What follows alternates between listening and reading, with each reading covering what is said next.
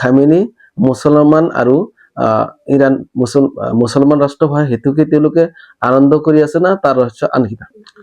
Hello' বন্ধুসকল, আমেৰিকাই ইৰাণৰ ওপৰত আক্ৰমণ কৰি ইৰাণৰ ৰাষ্ট্ৰপ্ৰধান খামেনিক মাৰি পেলালে।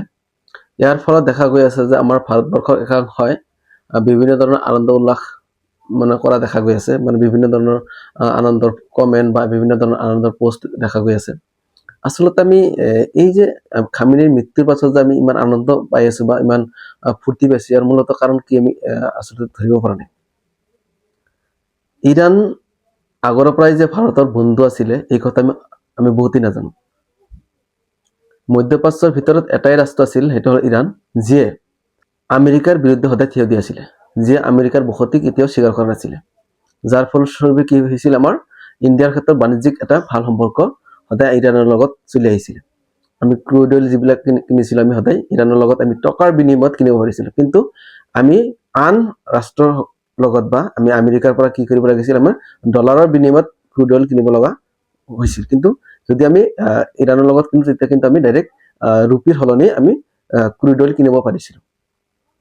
ইৰাণে সদায় কিন্তু আমাৰ ভাৰতৰ পক্ষতে থিয় দিছে। যেতিয়া আমাৰ ভাৰত পাকিস্তানৰ যুদ্ধই হওক বা আন কিবা ইছ্যুৱে হওক, তেতিয়া কিন্তু ইৰাণ সদায় ভাৰতৰ পক্ষতে থিয় দি আছিল। কাৰণ ভাৰতৰ লগত ভাল বন্ধুত্ব সম্পৰ্ক আছে ৰাছিয়াৰ লগত, আৰু ৰাছিয়াৰ লগত ভাল বন্ধুত্ব সম্পৰ্ক আছে ইৰাণৰ লগত।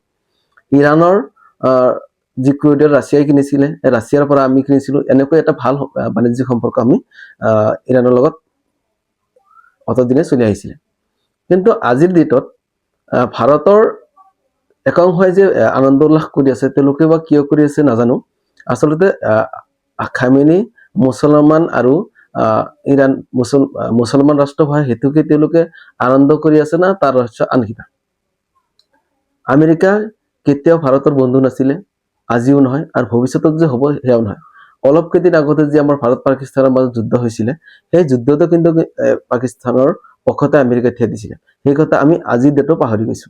আচলতে আমেৰিকাই আজি যুদ্ধত জয়ী হোৱাৰ কাৰণে যে আমি ইমান আনন্দ উল্লাস কৰিছো, সেইটো কিন্তু আমাৰ কাৰণে ভাল লক্ষণ নহয়। কাৰণ জিঅ' পলিটিক্সৰ পৰা আমি যি বুজি পাইছো, সেই ক্ষেত্ৰত আমি ক'ব পাৰো যে আজি যদি ইৰাণ যদি আমেৰিকাৰ লগত পৰাস্ত হয় বা ইৰাণে যদি আমেৰিকাৰ বসতি হিচাপে চলিব আৰম্ভ কৰে, তেতিয়া কিন্তু আমাৰ বাণিজ্যিক সম্পৰ্ক জিঅ' পলিটিক্স কি বস্তু আগতে আমি ভালকৈ জানিব লাগিব। ইৰাণে আমাক অতদিনে সহায় কৰি আছিল, আমি সেই সহায় বিনিময়ত আমি যোনটো সুখ প্ৰকাশ কৰিব লাগিছিল তাৰ বিপৰীতে যেন আমি আনন্দ কৰিছো। কথাটো উপকাৰীক অজগৰে খোৱা যেন হৈ আছে। আমি জানি বুজি সেইখন দেশকে আমি ছাপোৰ্ট কৰিব লাগিব যিখন দেশে আমাক আমাৰ বিপদৰ সময়ত ছাপোৰ্ট কৰে। ধন্যবাদ।